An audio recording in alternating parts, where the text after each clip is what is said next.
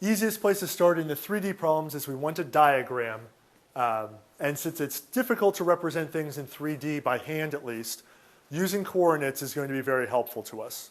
So we were given a coordinate system, our x, our y, our z. I'm just going to stick to that coordinate system for this problem. I'm going to rotate it just a bit to make it easier to draw. Okay, so we have our origin down here. And what we want to do is include the important points that we're going to need, the information we're going to need. So for example, both of our vectors emanate from point A. So point A I'm going to want in my diagram.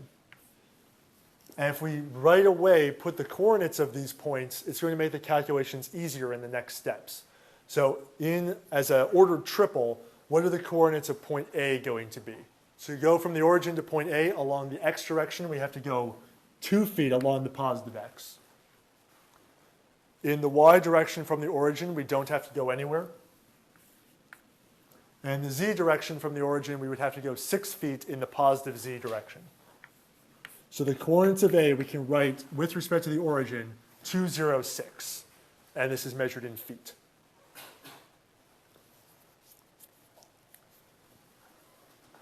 Vector FB starts at A and it points towards this point B on this pedestal.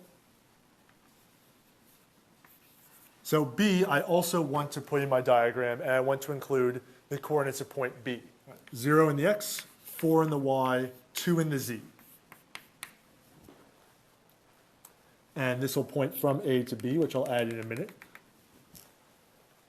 And then we have this point C that vector FC points towards. And point C is going to have the coordinates of negative 4 in the x. It's going to be 3 in the y and 4 in the z. And we'll have a vector that goes from A to C. All right, so these are just kind of geometric points that we're going to need. Now I want to put in the actual force vectors in my diagram as well. FB, we are told its magnitude is 600. And FC has a magnitude of 490. Again, we're using the premise that the resultant is FB plus FC.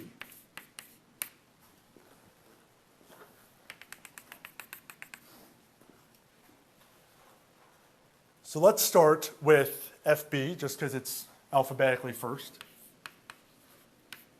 We know that it's going to be its magnitude times its direction. And FB points from A towards B, so I can call its direction U hat AB. I could also just call it UB. As long as we're consistent, that's going to be the important part. I'm told its magnitude up front is 600. So what I need to do is find U hat AB, the direction from A to B. To find the unit vector that points from A to B, I can start by finding the position vector that points from A to B, because where I need to get to down here is that U hat AB is going to be RAB over the magnitude of RAB. So I need to find the position vector. So basically, what are the instructions if I were walking to go from point A to point B? And this is where the coordinates that we already put on are really going to help us. The position vector is just going to be the end point minus the start point. So if I want the position vector that points from A to B, I'm going to take the value of B minus the coordinate of A, or the coordinate of B minus the coordinate of A. And I want to represent it in Cartesian form. So for the I component, it will be 0 minus 2 is minus 2. 4 minus 0 will be plus 4j. And 2 minus 6 will be negative 4k.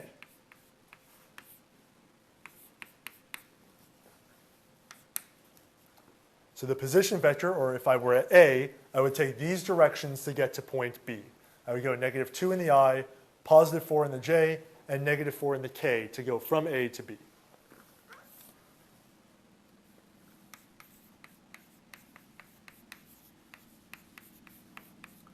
So to find the unit vector, I'm going to take that vector I just found that has a unit of feet attached to it, and I divide it by the magnitude of that vector, or I normalize it. what's the magnitude of vector RAB going to be equal to? Right, 6, because it's 4 plus 16 plus 16 is going to be 36. Root 36 is going to be 6. That magnitude also has units of feet. A unit vector, despite its name being unit vector, is always unitless.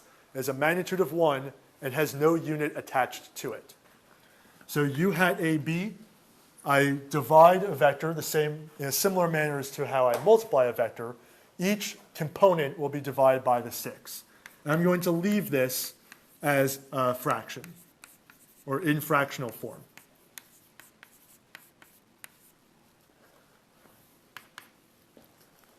So negative a third I plus 2/3 j minus 2/3 k. Again, if we double check this, we'll have 1/9 plus 4/9 plus 4/9 is 9/9. So this is indeed a unit vector here. So again, what does this tell us? This tells us if we're standing at A, in what way do we have to face so that we're looking at point B? And then the magnitude tells us how far to go along that direction.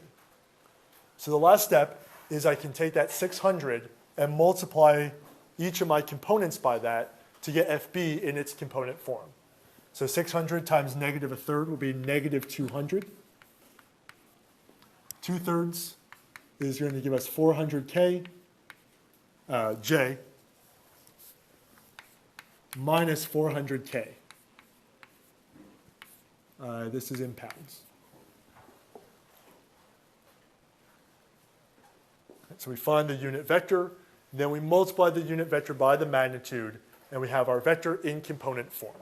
I want to find FC, which will be 490 times U hat AC.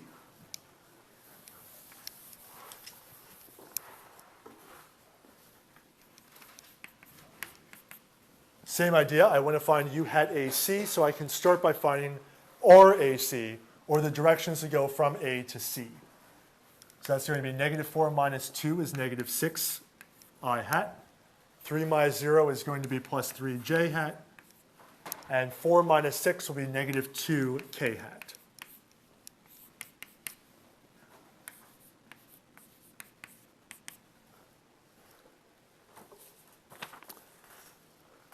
If I find the magnitude or the norm of this, I have 36 plus 9 plus 4 will be 49, which means that the magnitude of RAC is 7. So the unit vector will be negative 6 over 7I plus 3/7 j minus 2/7 k.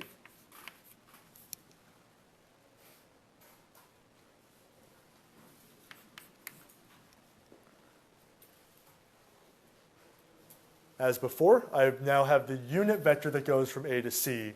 I multiply it by the magnitude of FC this time, and I'll get FC in its component form. So 490 times the negative 6 over 7 is going to give me negative 420I plus 210J minus 140K.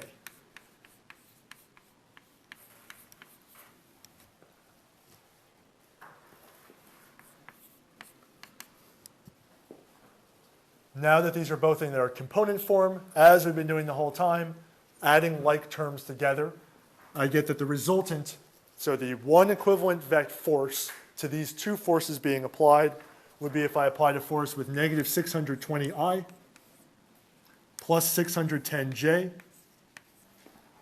minus 540K pounds.